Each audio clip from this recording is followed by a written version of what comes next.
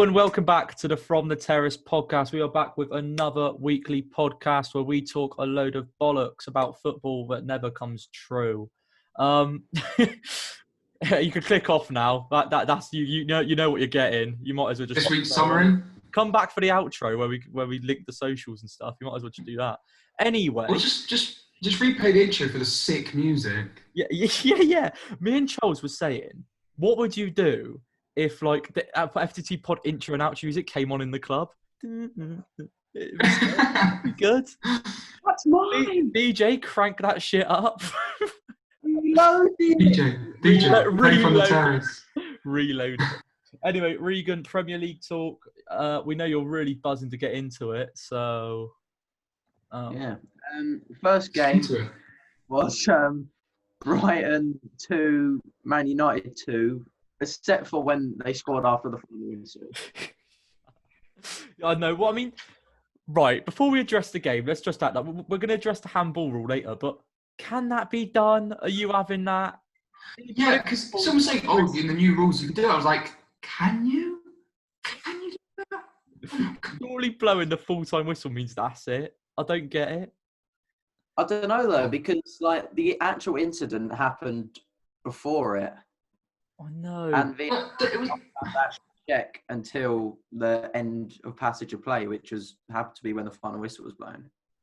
What was the referee doing? I feel like the referee had this defiant figure. I'm stopping it now. Don't get in my face. And then he realised, well, I've had an absolute nightmare. Now there's time to pull it back. Like he felt like he was being really cool by like blowing it before because he knew how certain he was in the decision. Then, Man United scored a penalty. I mean, really, he should have let like all of the Man United players' hands went up. He should have waited for like that phase of play to end, and then done the VAR and then blew.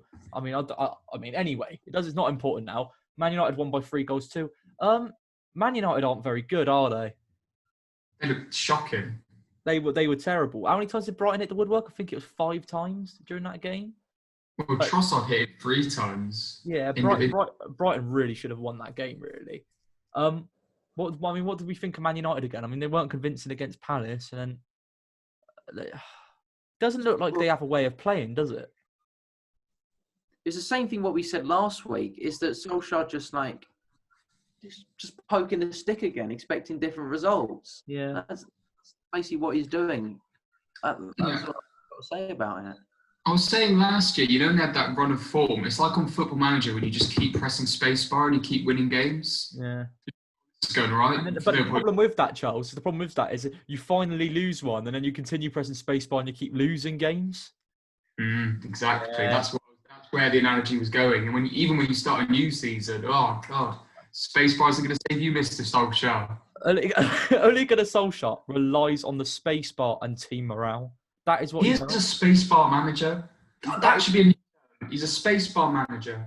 That's the title right there. Solskjaer spacebar manager. I mean, no one's going to get the rest. It's going to catch on. It'll catch on. We'll send that out of context. Football Manager, I think. But we know what we think of Man United. What do we think of Brighton? I thought they looked very good, to be honest. Although they lost the game. I haven't seen a bad performance yet this season, I've got to say. You haven't seen a bad performance? No, I agree. Wait, so who did they have first week? I remember them playing well, but I'm trying to. Yeah, and then they beat Newcastle and they've lost to Manchester United. Yeah, they look really good. I think the Brighton's problem was really just a bit of a lack of quality, wasn't it? I mean, Solly March missing chance after chance. He just was not keeping his head over the ball. Maupay looks lively up top again. Who else? Tariq Lamptey, what a player he is. I mean, should we get onto the handball then? Like, we're going to talk about the handball rule. Do you agree that it was handball or not? That one. There were so many. Which one was this one again? The Maupay put his arm up and Maguire headed it against it. I mean, no, that was a penalty. That one. Maupay is being an idiot, but it doesn't go in the Maupay shithouse script, and it really upsetted me. Yeah, I know. Wanted him. It wasn't meant to go that way, was it? It wasn't meant to. No, Neil. No, that was definitely handball, though. Don't know what he's doing there. That made me smile. Yeah, Regan. Yeah, shut up. No one else smiled apart from you. Should we before we move on? Do you want to talk about Trossard, Regan? Because he clearly is having like a good start to the season. I know you liked him from when he first signed for Brighton. So I mean, what are you thinking of Trossard at the moment? I think he's coming into his element a lot more this season. I'm not sure if that's because of the absence of Aaron Moy means that he's allowed to cut in more than what he did last season. Because I think last season, Graham Potter wanted to keep his wide men out wide and his central men more central, where this time he's letting them free flow a bit more. I like the chance he's creating, but you can hit the post as many times as you want. It's not going to help your team how many times you hit the post. I feel like even though he scored against Chelsea, if he finds the back of the net on a consistent basis, maybe just like a goal every 2 games, or if he just takes his chances more often, I think he could be a fantastic player. But I've seen signs of it, but he needs to do it consistently to like sit on my high horse. But I predicted this because at the moment I just think he's just a regular Prem player that's missing a lot of chances. Yeah, no, yeah, he's got to start putting some in the back of the net, really, isn't he? But I mean, it's probably signs. I'll be honest, I wasn't really fully convinced on Trossard last season when you liked him, but I do feel like you're right. Their width comes from their wing backs now, doesn't it? So then you got Trossard who comes inside, and that is really suiting him a lot. I don't think there's much else to say on the Brighton Manchester United game. It was it was literally just a case of Manchester United being poor, Brighton being good, but one team taking the chances and the other not, really, wasn't it? Because I feel like certain fear for some of the Brighton fans is that and obviously they've been against the big teams, but like there's so many teams that have got relegated or been in and about relegation where they keep getting unlucky and they keep getting unlucky. They play the good football, but luck just isn't on their side. But I think their team's too good to sort of get into a relegation. I know they don't really be in a relegation scrap, but if that's one problem Brighton have, is that sometimes there's been some teams that have struggled, played well, but have been unlucky. And I don't know what that accounts to necessarily. Well, it goes from a point of being unlucky then to being wasteful, doesn't there? Like there's only being unlucky. Then there's just wasting chances and being not good.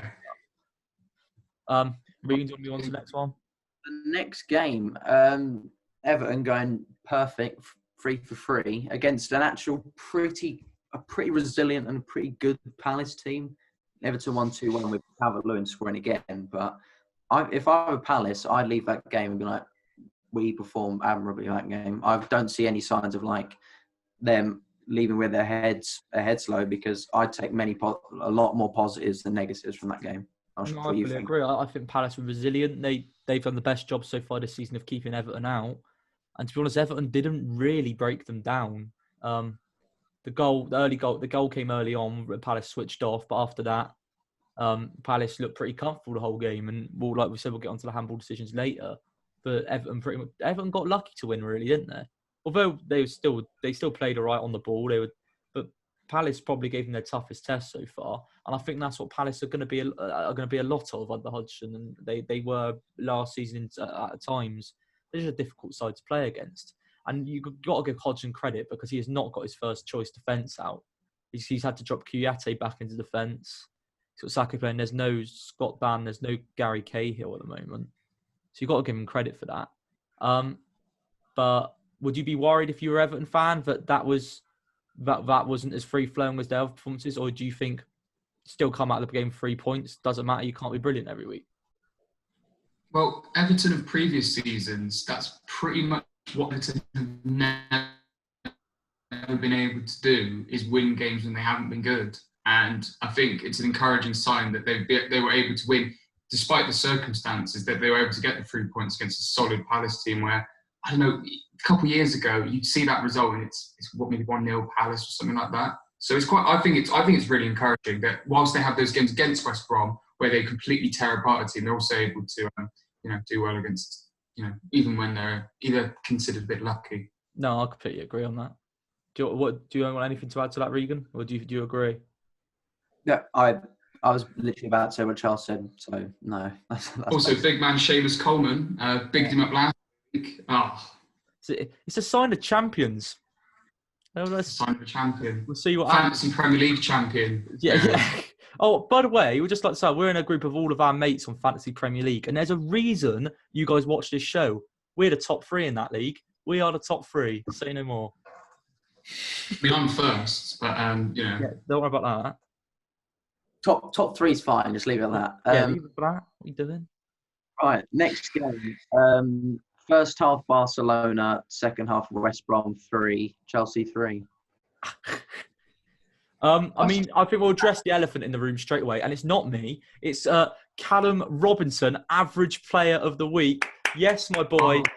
He's going to score a brace against Chelsea. He's going to score a brace against Thiago Silva. I mean, his finishing was on point, but speaking of the latter, Thiago Silva, Charles wasn't impressed with his performance. Charles wasn't impressed with his name and just him being in the Prem.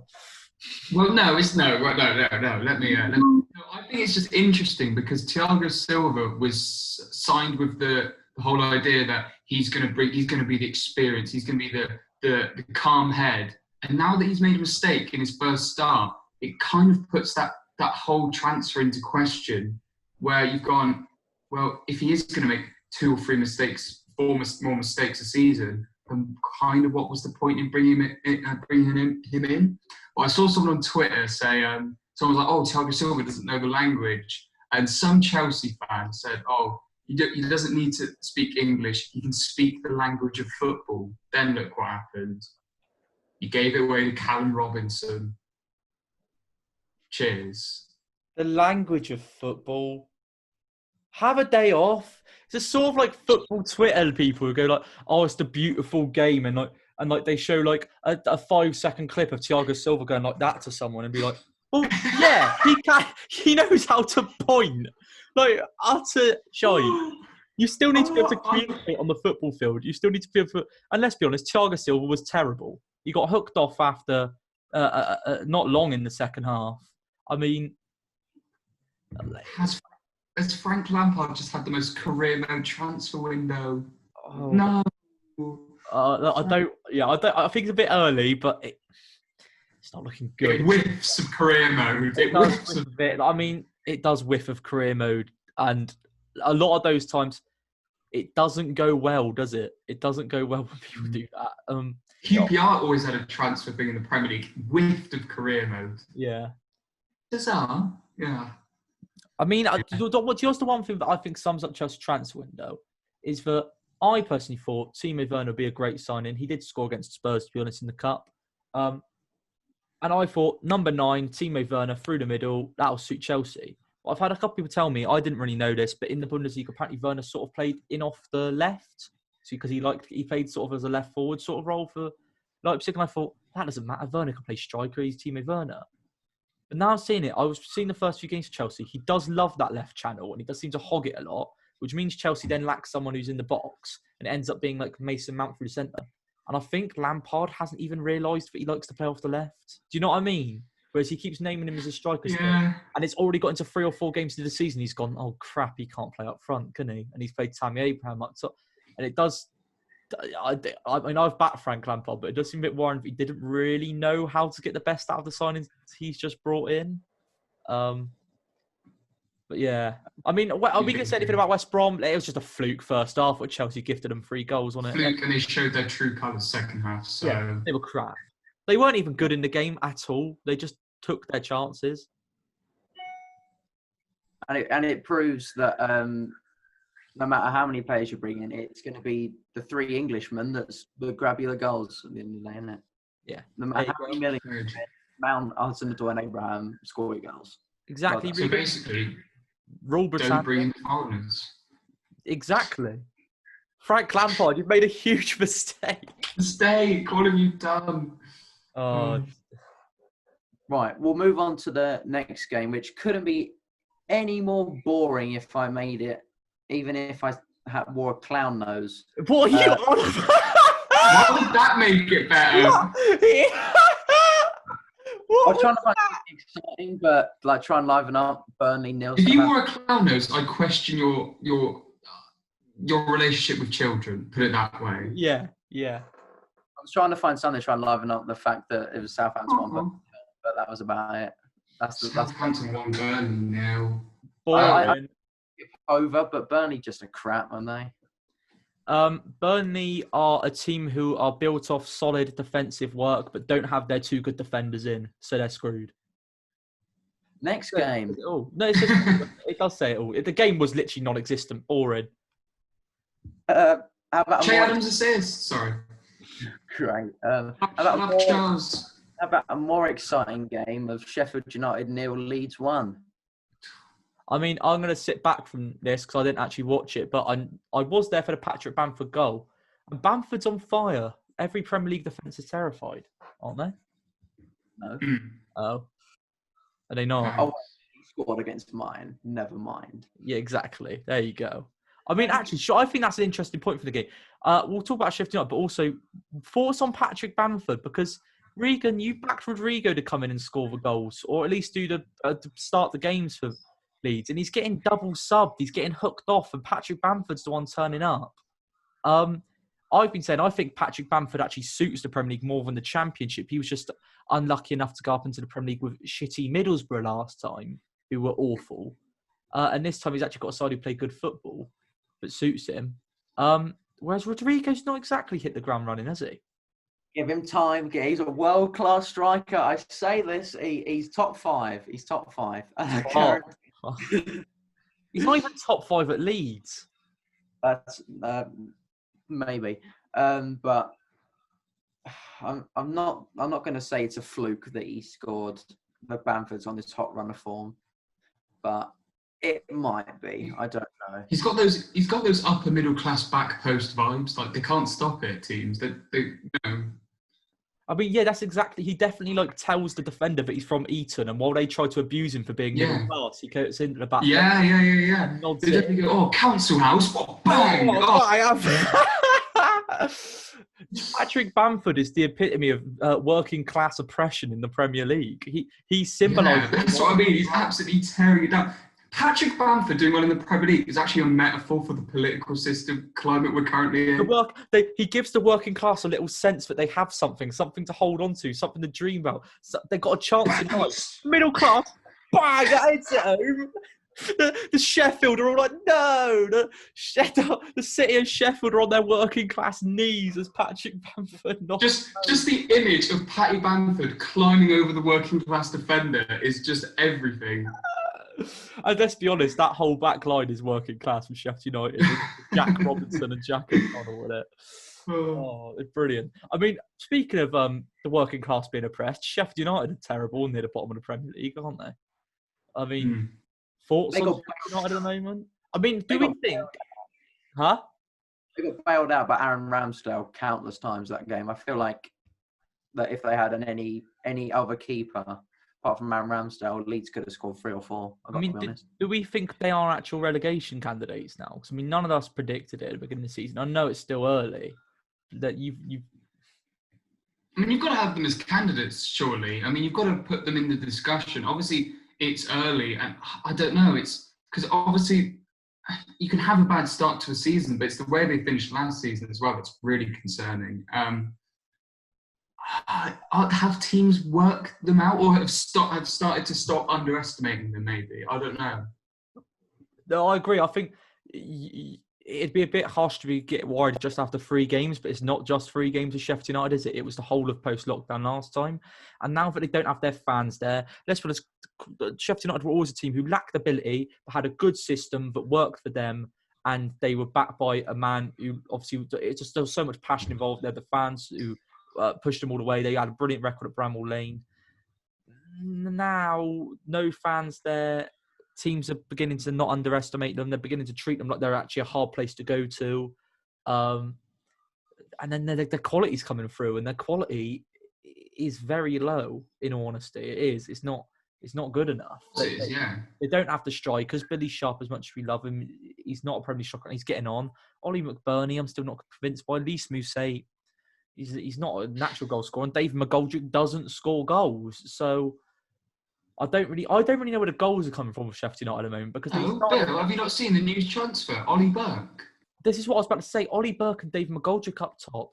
What are you expecting? These aren't goals. That's not good in the Championship. It's not. This is the problem with Sheffield United.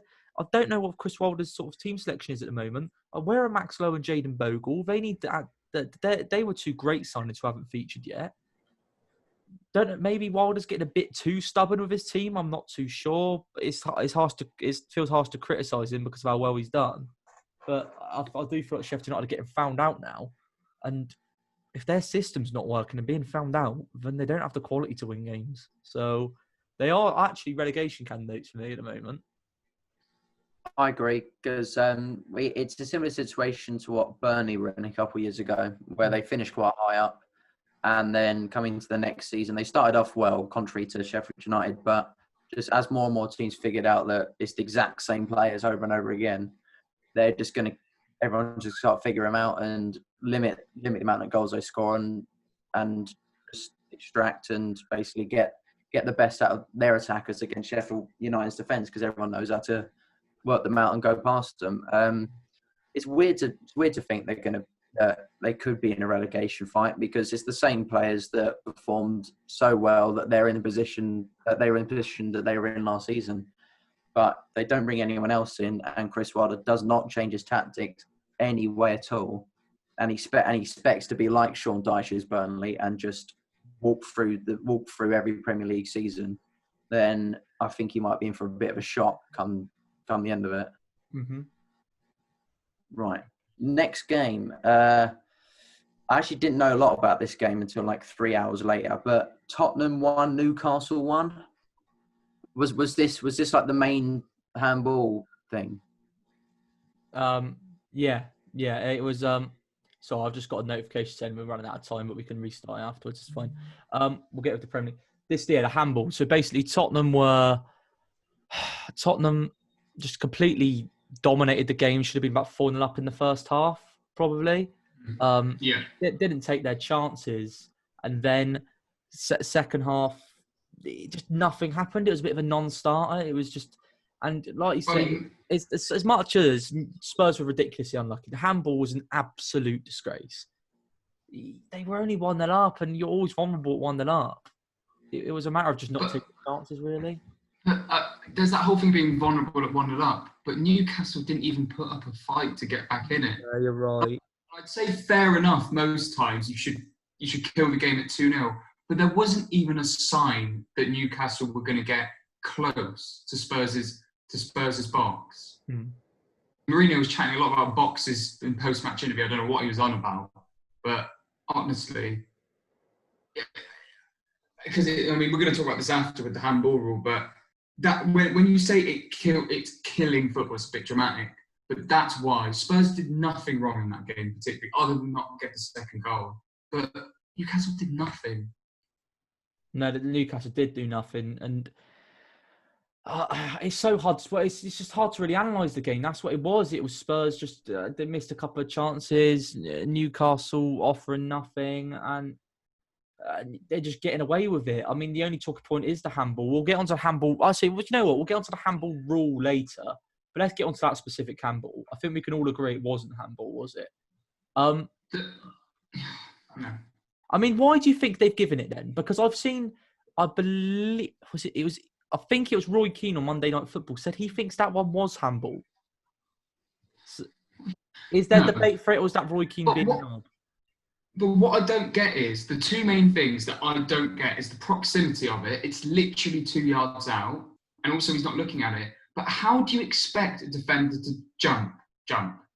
Yeah. Jumping is that you've got to propel your arms.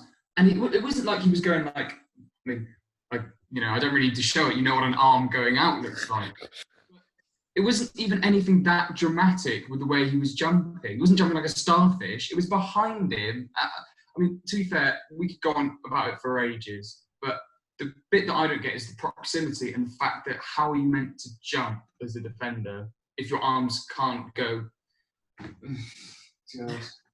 No, I completely agree. It's just killing the game, like they say, and it's just there's nothing Eric Dyer can do. He is not to blame for that decision. It is an absolutely awful decision. Yeah, that's all there is to be said about it. You can't jump without your. He's not put his arm towards the ball. He's not moved direction. He can't even see the ball. It's been headed from behind him. He's about a few inches from Andy Carroll. Andy Carroll is actually, and the main reason the main thing you can take from this is Andy Carroll was the only player on the pitch who appealed for handball. No other Newcastle United player appealed for it. They didn't even question it. They didn't think it was handball at all. Just says it all, really. And Spurs have been robbed of 3 points, and I think that's all there really is to say on the game, to be honest. Fair enough. Nice. I didn't watch the game or see the handball because that's when I was moving down here, so I do not have an opinion. Not like anyone wants to hear it anyway. You'd probably have some crappy hippie opinion anyway, wouldn't you? So. Right. The next game, Manchester City 2, Leicester 5. Wow. You take the reins on this, Regan. You assert what you thought about the game. Well, it shows just how bad that they think they are, that within like 48 hours, they've already signed a centre-back and shipped another one out to Benfica. That basically sums up the game for them. I thought like after the first 10... No, what was it? It was way more. It was like 40 minutes or so. After the first 40 minutes, maybe in the first half, I thought Man City were absolutely going to walk over Leicester because Leicester didn't even have a shot for the whole first half, apart from when it came to the penalty in the... was it the 37th, 38th minute, something like that? But I don't know what it was about Leicester. In the second half, they came out and they just seemed to know what Man City were doing. Like every single pass that they made, there was 2 Leicester players, but 2 on the receiver, 2 on the passer. They literally just squeezed Man City out the game. And yeah, they had 5 out of 5 goals, 3 of them were penalties. But at the end of the day, you're scoring 5 goals. I think that was the first time ever that a Guardiola team's conceded 5 goals, which says a lot both about how bad Man City are defensively, which loads of people have pointed out, and just how dangerous Leicester can be attacking. It just proves Jamie Vardy has still got it in him. I love Vardy, yeah. I mean, I'd like to know, Reed, do you think it's not that result was the product of naivety from Pep Guardiola once again to how other teams play and not really adjusting himself to how other sides play? Or do you think that is just a case of Man City's defenders are terrible? I'd like to see your opinion on Eric Garcia, because this guy's highly rated, says he's come out and said he's going to outgrow Manchester City. He wants to move to Barcelona, there's been rumours of. I mean, is this kid got arrogance? Because, I mean, from what I've seen from you, mate, you're shit, in all honesty. I've not seen him being good. Be sympathetic. He had a brain injury, so, Oh, yeah. What's he doing with his head? He wants to leave. Why has he got a bike helmet on? What's he doing?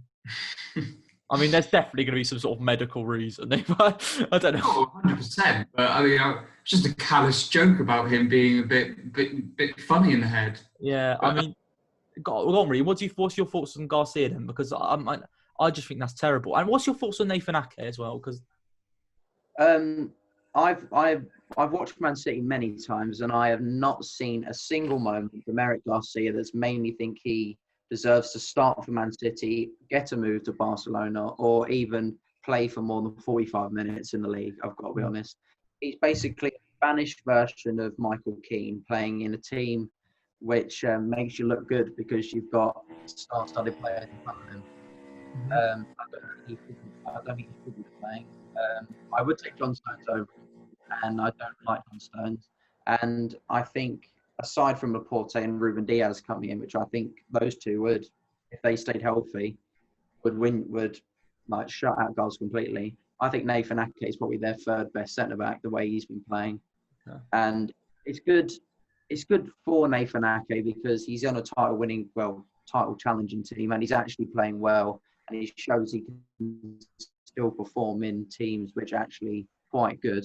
But the Eric Garcia, I'm not gonna lie, to recently I thought he was that Brahim Diaz that played for like 2 games, then went for like 80 mil to Man City. I thought he was the same guy.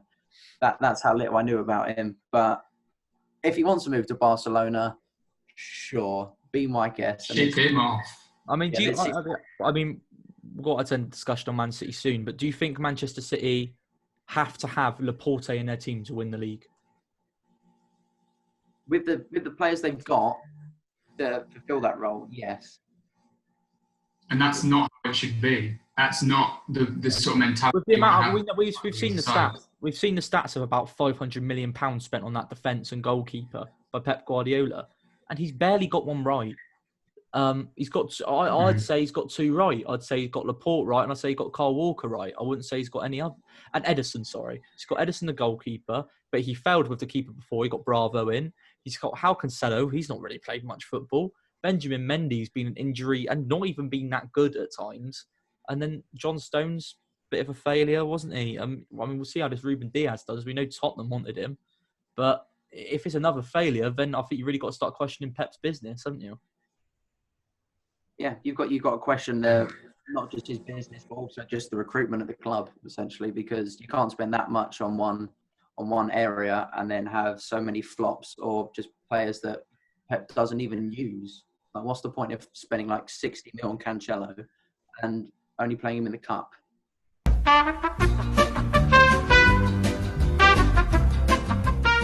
Next game. Yes, right. Next game. We have returned. Regan has taken a Jaffa Cake break just so he could get the promo in. Look at him. Ridiculous. I didn't see that. You can tell. Look, you can tell from here as well. It's one of those free tube multi packs as well. He's definitely munched them all in one night. Yeah. Next game.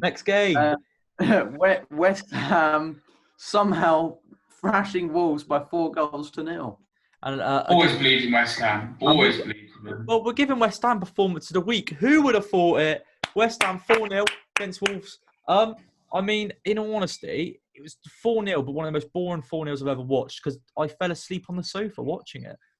I mean, I guess we have to give West Ham some sort of praise, but they did look quite good. But it's just one of those ones where, again, there's no sort of distinct way that West Ham play. It was just like they played well and Wolves were just terrible for 1 week, which doesn't seem to happen too often. It was Mikel Antonio and the Jared Bowen show. They were just walking all over West Ham. Walking all over Wolves, sorry. Bowen's a great player. I think he should get more game time, and they should build the team around him arriving late in the box and getting at the back post because that is what he's good at, and he scored so many goals for Hull doing it. Antonio was brilliant, but obviously, like we said, Antonio's not really a goal scorer. But yeah, like I said, I don't think it's. Don't get carried away. It's optimistic for West Ham fans. It's something to cling on to, but I wouldn't get too optimistic because I still think it's poor. I maybe it's a bit harsh. We should have a vendetta against them, but I still don't think they're very good. Well, David Moyes wasn't in the stadium, so maybe that was a nice morale boost for the team. Maybe we should bring Alan Irvine back to the Premier League. I mean, he clearly knows how to get teams winning. I mean, apart from every other managerial job he's had in his career. But clearly he knows how to get teams winning. Generally, I can't tell if it's the Jamaican patty I just had or the fact you said we should bring Alan Irvine back to the Premier League that's made me a little bit sick. Imagine that. Oh, Probably a combination of both. It's like he's one of those gaffers where you bring back the likes of Steve Bruce and you bring back the likes of David Moyes. It's a bit boring, but they had their charm and they were good managers at some point in their careers. Alan Irvine, imagine that. Never again, please. I never want to see you on a touchline. Get well soon, Moisey, because I don't want to see that again. I mean, is there much to address? I mean, like we said, we've addressed that West Ham were very good, but I mean, I wouldn't get your hopes up too much. Is there much to address on Wolves? Because they were flat against Manchester City and now they've been flat against West Ham. Would you be worried about them or no? Not really. I think it's more just of a case of inconsistency, which is a slight worry in itself. But we saw, especially last season, they were in the exact same situation pretty much, where they were. Of course, yeah. I think at one stage they were bottom for a few weeks because they hadn't won a game, and they lost a few. But look where they finished. I think that's. If I was a Wolves fan, I wouldn't get too downhearted, even though you just got thumped 4-0 by a crap team. I think I'd say that I'm not expecting them to just plummet and get no results after this. I'm still expecting them to do pretty well. It's just one of those games where you just got outplayed on the day. I mean, it's what? Okay, so they've got next week, Regan. Leicester. Sorry. That's West Ham. Sorry, I know Wolves have got next week, and yes. Oh, Nice way to pick up the, so I might do a free hit and just put in 3 Wolves players up front. You know, friendly. No, but with Wolves actually, that is my worries with Wolves is that I did predict them to sort of have a bit of a worse season this season, but they started well against Sheffield United. We thought maybe we were wrong. Nelson Semedo will obviously in future be a good sign, and that is good investment into the right wing back position. My worries those front two who play alongside Raul Jimenez. Diogo Jota was a big goal threat, and now they've lost him. I am not fully convinced, although Podence looked okay at time. Him, Pedro Neto, and Adama Traore are really big enough goal threats alongside Jimenez. That's just my only worry of Wolves. I think they lose a bit in that area, and the rest of the team's still pretty similar. Maybe that's what takes them down from a 6th to a 9th sort of position. I mean, I don't know, but I just thought that Neto just looked like he offered nothing in the West Ham game, although not many people did either. I mean, when I get my words right.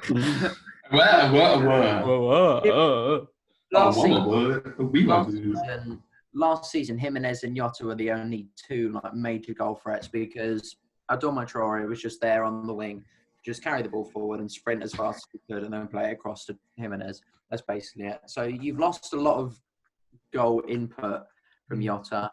And I think Ponce is injured. I think he went off injured. And with a crap team, they've got to play next. I wouldn't be too worried.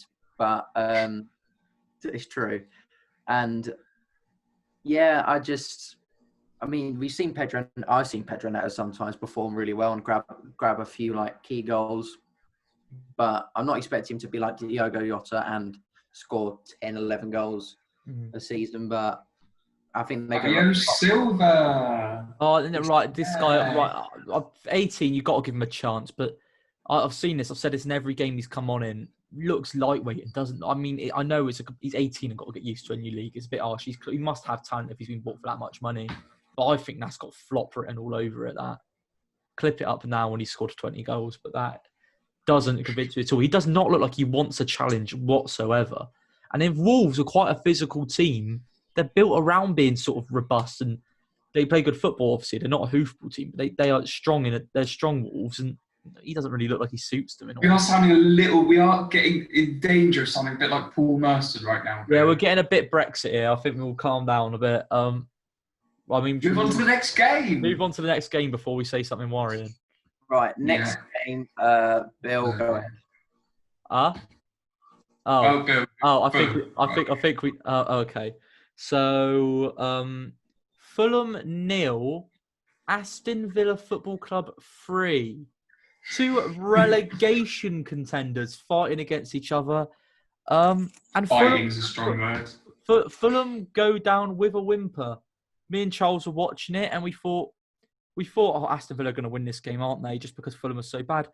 But how right we were. Fulham were awful. They opened up. The goals they conceded. The defence looked a mess, didn't it, Joe? It just looked a joke. Honestly. So, when you watch those Attenborough documentaries, and, the lion is the threat of relegation, and you've got all the stags on it. You've got your Villas, you've got your Leeds. They're making it. You see the one limping behind, you just go, you are fucked, didn't you? You are done for, absolutely done for. And honestly, I can safely say, I didn't see the Derby team we've got 11 points, so I can't comment on that. I can safely see I've not seen a worse defensive side in the Premier League for the 9 years I've been watching. You've had the likes of Blackpool, you've had the likes of Wigan, you've had some utter dross. But Dennis Adoy, Tim Ream, Michael Hector, and Kenny Tete is probably the leakiest, Swiss cheese, nonciest back four I've ever seen. It's so bad. I couldn't agree more. Fulham, I heard them saying on commentary yesterday, they were like, Fulham have gone with a different approach they did last time. Fulham spent hundreds of millions last time, and this time they haven't spent much. But the problem is, they've gone cheap, but they've gone for cheap shit. You've gone for Areola in goal. What's the point? Rodak was fine. Areola's not winning you extra points, especially when you've got a defence like that. Kenny Tete, Uzi. I mean, Regan seems impressed with him, but I mean, he looked okay actually, Kate. He looked. I know, but like, he's not. There is different holes they could have filled. He's not going to salvage the rest. Michael Hector. There is a reason. That guy's never got close to Premier League football. He signed for Chelsea. They signed him to fill an English quota, and as soon as he started eating the Jamaican patties that Charles likes, they guilted him out the door because they thought, well, he's no need for us anymore. Tim Ream is an awful defender. Dennis Adoy isn't even a good championship defender. I'm not having. He's awful. Scott Parker has run out of ideas. And you know what? There was one thing I did feel sorry for Scott Parker. He came out at half-time. He looked pretty dejected. He looked so... Well, he didn't look pretty. He looked so upset with his team's performance. You can tell... I can tell you now that Scott Parker, even if he's not tactically great, would have bollocked his team at half-time. And they come out and concede that goal in the first 5 minutes. They showed the camera on him afterwards. And he was like, what am I meant to do? He was like, what am I meant to do? Well, you know what he did do? Bron Kamara, right wing back. Yeah. I mean, so Regan, there you go. Regan, do you want to actually finally add something with Abubakar? Right, I've got... What the fuck was that? What are you doing? Right wing back. Regan, I thought he was meant to be like a striker / winger. Oh. I'm glad I actually didn't watch it. I'm glad you told me that, because if I watched it, I may have even broke my screen if I knew that was going to happen. This is the thing, Regan, with the performance, you were okay on the ball. You carved out a few opportunities, but it did seem a bit of play some nice football, then whip a ball into Mitrovic, and he was getting sort of close, but like not really. But that was the only ideas you had. And then when it went back, Villa didn't have to try. They didn't try. Villa did not have to try to score against you. It just opened you up. Like the second goal was pathetic. The second goal was awful. And then the third goal was just like the worst marking I've ever seen from a free kick in my life. It was terrible. You don't give yourself a chance to even get a draw in a game if you're defending like that. So there's no point in Tom Kearney and Mitrovic playing well. Bobby Reed looked all right, but there's no point in it because your defence is just going to let you down. I'm sorry. I'm sorry for the fact that our best chance was when you said Mitrovic got sort of close. It wasn't close. It was just sort of close. He wasn't there. He was almost there. He just wasn't quite there. This is against Villa. Yeah, this is against Aston Villa, who we had this kind of thing. Play Man City. I mean, should we mention... Well, I mean, we know how bad Fulham are. Should we mention Villa quickly? Because we had them as relegation candidates. I mean, they still are. They're still going to be in around like the lower halves of the table. But this is a team... I'll tell you what, a good comparison here. You've got Fulham, who haven't learnt from their mistakes. You've got Aston Villa, who have. They've bought well. They bought Ollie Watkins, a striker who will get goals. He looked a bit off the pace, but he will get goals, Ollie Watkins, for you. And he's the right sort of personality you want up top. He's going to run forever. They signed Jack Grealish down to a new deal. They signed Matty Cash at right back, who looks great. They signed Emiliano Martinez in goal, who obviously let in, who did that awful spill and got away with it. It was offside. But and they've just signed Ross Barkley on him. I love Ross Barkley. I think he's got abundance of talent, but just doesn't have the consistency to play at the highest level. Premier League, Ross Barkley in that midfield. Get rid of Douglas Luiz. I think he's dross. Get him out. John McGinn, Hourihane, and Ross Barkley in that midfield. Jack Grealish. That is good. That is a good midfield. And I think Villa have potential to steer quite safely clear of relegation now. And they've done some good business. They've brought in... I'm not trying to beat Brexit again, but they brought in too much of the foreign from different... Like, they didn't bring in from a certain region. There was no sort of contingency. There was no contingency to it. But they've stuck with a plan this summer, and it's worked. And I think, although they've played two awful sides so far, I think Villa are actually looking a bit promising this season, which I didn't think it was a couple of weeks ago. But yeah, Fulham are crap. They were against an absolutely terrible Fulham side. Yeah. You could say Aston Villa were marvellous. Shut up. You pulled that joke out too many times. Once was too many. Exactly. Yeah, I'm not going to say anything about that. Next game, Liverpool 3, Arsenal 1. I'm so dejected. Liverpool, anyone? Liverpool looked absolutely fan-bloody-tastic. They looked rather exquisite. No, they absolutely battered Arsenal. And to an extent, 3-1's a bit flattering. They just looked... They had every component that the Liverpool team that were good last year. The high pressing, the big long balls from Van Dijk. They were direct when they needed to be, but they're also intricate in midfield when they needed to be. And obviously they had the Robertson mistake, which is a freak mistake. How often does that happen? I had some glimmer of hope, and Mane distinguished it within like 30 seconds.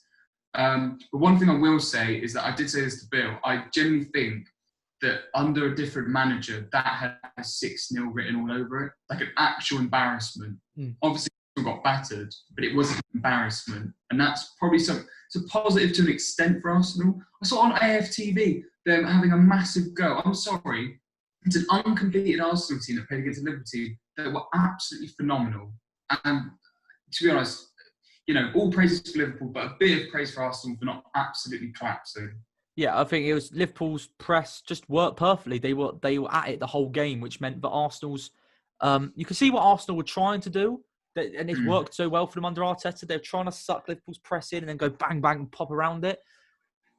Does this game highlight that Arteta's done a brilliant job? He's got them stuck in there, and there was no Gabriel Saliba. These two new centre-backs who are meant to be great. I think he's just giving them time. The defence, David Luiz, Rob Holding, Kieran Tierney is a back three. It's a pretty grim back three on paper. He got them to stay in the game.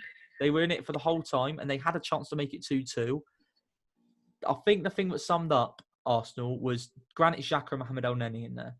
Just wasn't... They'd nip these passes, they'd get into that midfield, and then they just weren't getting it to the front three. They just weren't getting it there. And do you think that shows that if Arsenal want to progress on to the next level, they need Hassim Aouar from Lyon and they need Thomas Partey from Atletico Madrid? Because I think it does. I think Arsenal fans can't be greedy. They can't ask for both. But in my opinion, what you go for first is you go for Thomas Partey instead of Hassim Aouar. You go for the man who is going to be solid, defensive, win the ball back, and he replaces Mohamed El-Neni. That is a golfing class. El-Neni to Partey, isn't it? Oh, it's outrageous, yeah. I think if you get in Thomas Partey, you can afford to get Granit Xhaka out. Although Granit Xhaka's been okay, you can play Dani Ceballos next to him. Because Ceballos, when he came on, is the player who can do the forward passes, keep the ball, and is clearly a player Arteta likes. But he felt he couldn't play him and Xhaka together.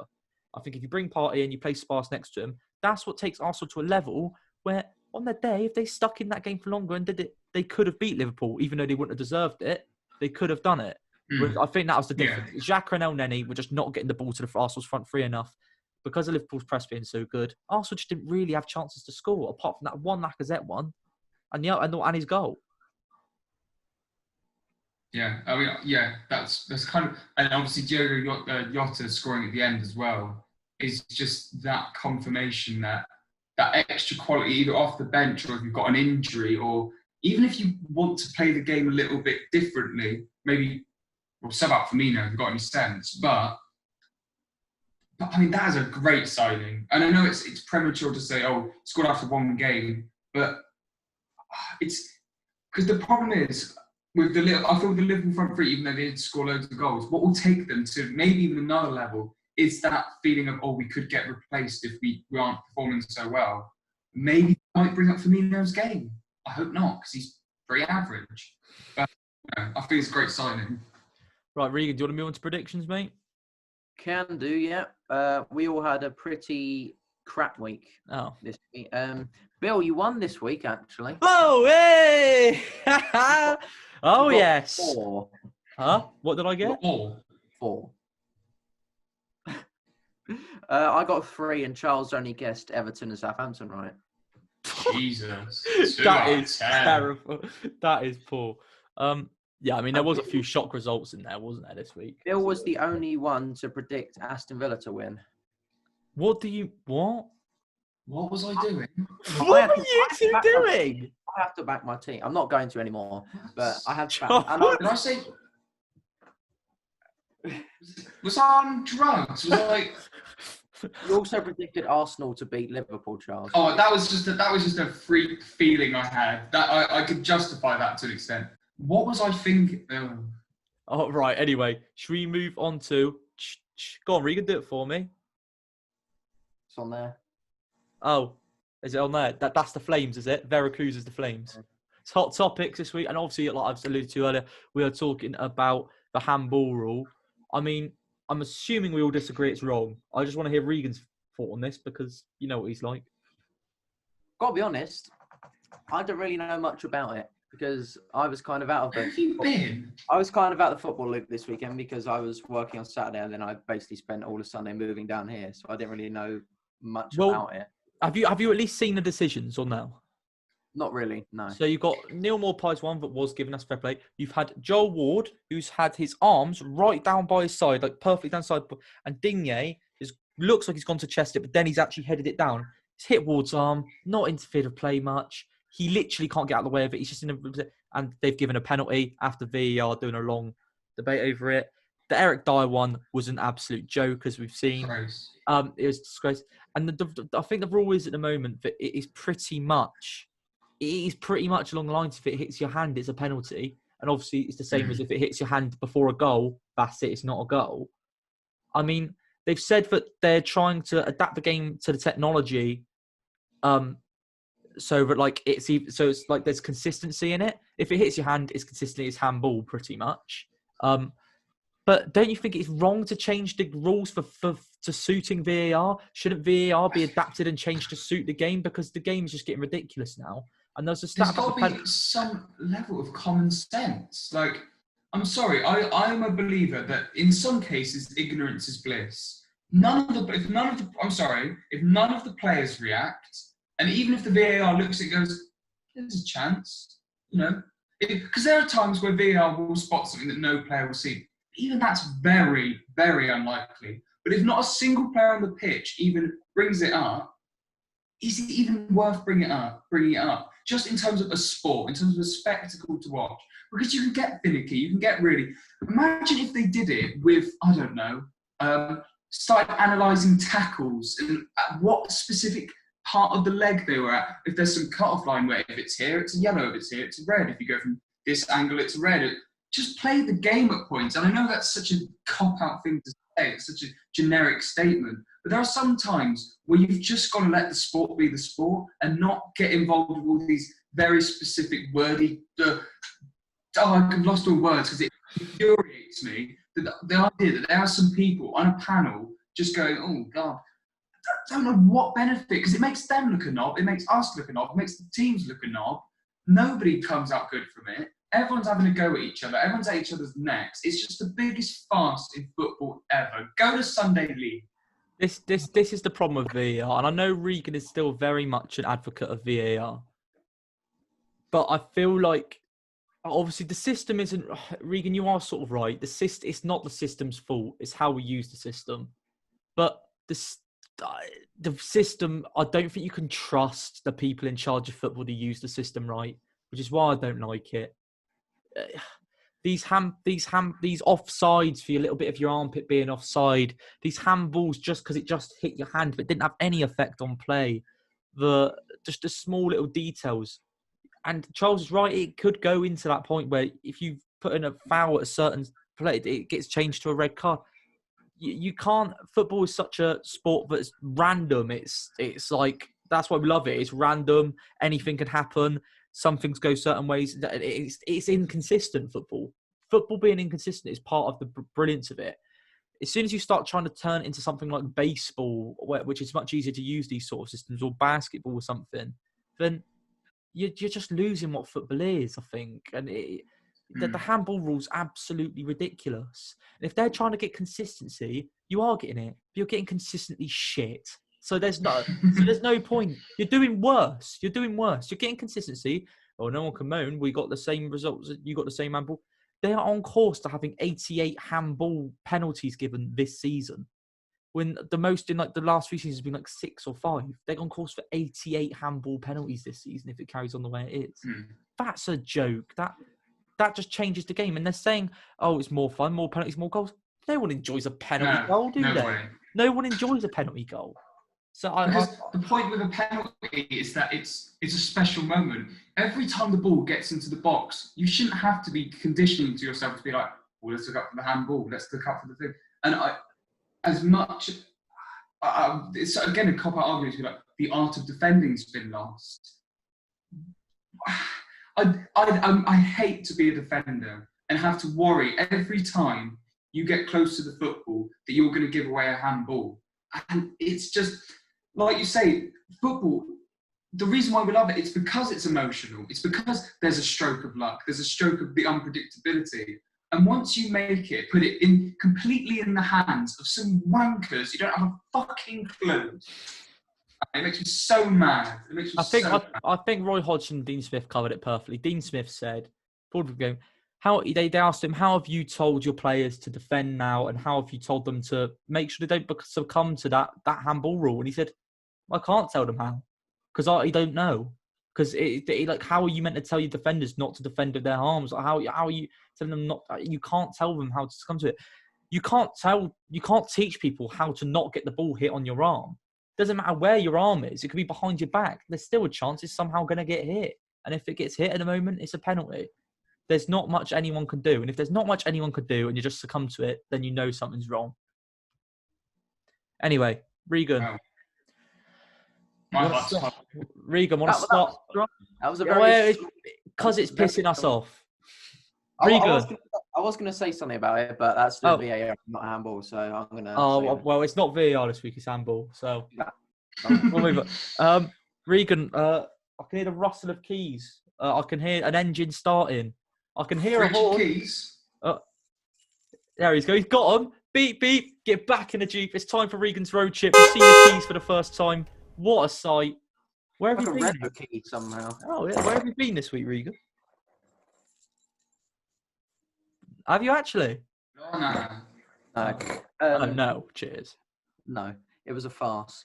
A few interesting results, actually. Oh, yeah, there was a few upsets, I heard. We got to start off with the main one. David Wagner has been sacked, everybody! Yes! Who would have seen that coming? Oh, for he's a jolly pretty poor manager. For he's a shit manager. Yeah, after all the reports that he was going to get sacked if Schalke didn't win the next game, they lost 3-1 to Werder Bremen. So, he's gone after not winning in 18 games and not getting a point in his last 5 games. So what's mental about that? Like, I do love that. Like, you might as well have had me as gaffer. You might as well. You know what I mean? Like, this guy's pace up. You might as well have had me as manager. It couldn't have gone worse. It couldn't have gone worse. At least there'd be some, a potential for a point. Exactly. I'd have got into them. But, both the two main teams in the Bundesliga, both Bayern and Dortmund, lost at the weekend. Mm-hmm. Augsburg, whatever you want to say, beat Dortmund 2-0. While Bayern actually got hammered by our favourite team in the Bundesliga, Hoffenheim, by 4-1. Are they our favourites? Well, Kramaric is our favourite. Kramaric is our favourite, but the 2 Brazilians they brought to the Premier League, I couldn't hate more. So I mean, there's swings and roundabouts, I guess. Yeah, Kramaric scored twice. Yeah. So now he scored 11 in his last 4 games. He's not bad. And the reason why they mainly lost is because I think it may have just finished that Bayern and Dortmund playing each other in the Community Shield equivalent in Germany tonight. And I think Bayern Munich won, so they'd arrested a lot of their players in the league. That's probably why they lost, essentially. And even though there's only been 2 game weeks, only Hoffenheim and Augsburg are the only teams that have won both their games already. Everyone else has drawn, essentially, or lost both their games. So well done to them. I mean, it's a bit I'm a bit pissed off that Dortmund haven't taken advantage of Bayern losing because, I mean, they need to do it at any chance they can, can't they? And they've not done it. I mean, we all know what that means. Like, Hoffenheim are going to win the league. Yeah. Imagine that. Imagine that's one of those fluke years, like Kramaric scores 40 and then... Anyway. Right. The Serie A, Juve drew 2-2 with Roma and Napoli scored 6 past Genoa and Inter Milan also beat Benevento 5-2. Pretty much it. And AC Milan, I think, are joint top of the league without Mr. Corona himself, Ibrahimovic. That's basically it because nothing. Actually, right. Ibrahimovic, genuinely, get chucked in the recycle compactor. I am not a recycle compactor. recycle compactor, gets good labor, and then he just dies. Like, honestly, like, get on with it. I love how Twitter has just turned on Ibrahimovic. Yeah, I mean, if we're still seeing those Twitter and Facebook pages doing jokes like, "Oh, it's like Annie pretty much got COVID-19. You've got to worry for COVID-19." Oh no, Gary Lineker with the troll football watermark on the no way. And who's finding this funny? Because there is people who will find it funny because these pages are still alive. Oh, That was Gary Lineker that tweeted that. Zlatan Ibrahimovic. You know what? You've got to give it fair play to me. I've stuck by my guns my whole life. When I was an 11-year-old and everyone was loving Zlatan Ibrahimovic, who's the man with the magic feet? And then everyone was like loving him on FIFA. They said, I thought he was a knob, and he's always been a knob, and I knew it. I've had enough. Really? You're killing football, honestly. Yeah, fuck off. Yeah. You heard it here first, Zlatan. Bill Taylor says, piss off. I don't know. Right, finally in La Liga, Real Madrid won 3-2 because Sergio Ramos can't stop scoring. I think he's like their top scorer this season. Bloody hell. Even though they've played like 2 games. Who cares? Thanks. Ansu Bill Taylor Fatty has scored a brace. Oh, cheers. And Barcelona thrashed Villarreal 4-0 with Fatty scoring 2 goals. Surely the talking point of the week, though, in La Liga is Luis Suarez. We'll start off with, like, he was confirmed by Atletico, and then he had that ceremony, and then he cried his eyes out for like 10 minutes. Did he? RIP. Yeah, when Casillas cried when he left Real Madrid, and everyone was like, "Oh my god, how so sad!" And then Suarez was crying in his goodbye one, and everyone was like, "Oi, dickhead, fuck off!" So, yeah, different legends treat different ways, I guess. Yeah. And I think the main talking point about it was like what Messi said in that tribute on Instagram to Suarez. He basically said that he was his best friend for ages, and then he said,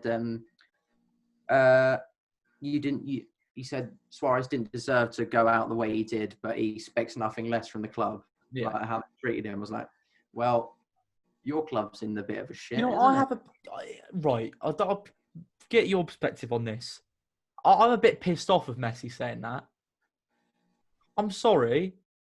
You owe everything. He's been a great footballer. Don't get me wrong. Any team's lucky to have him. But he owes his whole career and his whole life and everything he has to Barcelona Football Club. And as soon as he doesn't get a little move away like he wants, as soon as he doesn't get that, he starts acting out at the club. I'm sorry. I don't like it. I think it works a bit both ways because I think that Barcelona owe a lot of what they are now to Messi as well. Yeah. But they did it. They had Henry and Kaka and like Ronaldinho and David Villa for ages. So surely Messi sees that Barcelona can't just let Messi go. It's not as simple as that, is it? It's because you're not just letting the player go. You're letting a worldwide company. You're letting your brand go. You're letting your brand go. That's it. Barcelona are dead without Lionel Messi until the next one comes along, which may never happen. Exactly. I'm happy to see it, to be fair. What? See what?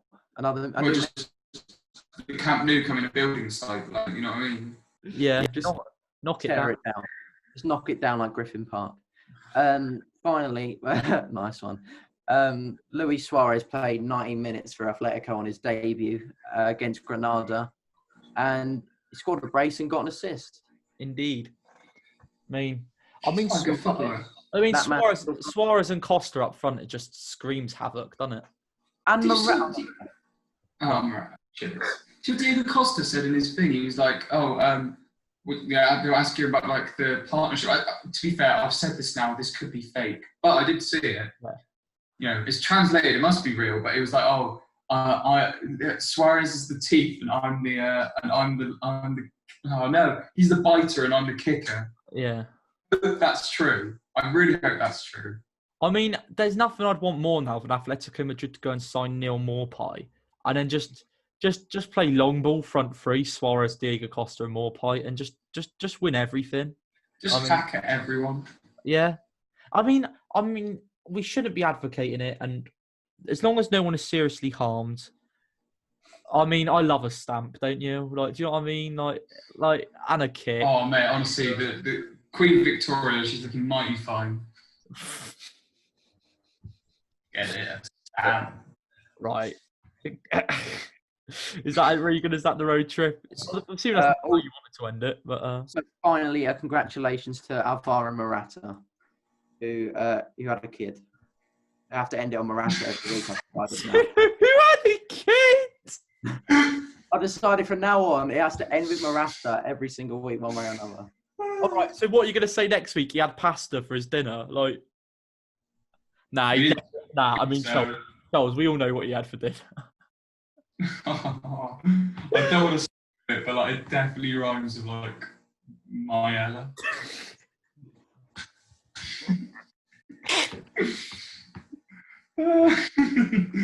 Right. Kind of. That's this week's pod done. Oh, Regan's safely back in England. He's safely back in Southampton as well. Oh, he is. He's got the Veracruz top up in the back. I think that's got to stay now, mate. I think that's got to stay there. I'll just leave my curtain shut then. Okay. Yeah. You're not allowed light. Well, there's no light on Veracruz because they're dead. So cheers. Anyway, that is this week's video. Remember to like the video, subscribe to the From the Terrace podcast YouTube channel, leave a comment telling us how bad we are, and we'll see you next week. Cheers. Under my own paella.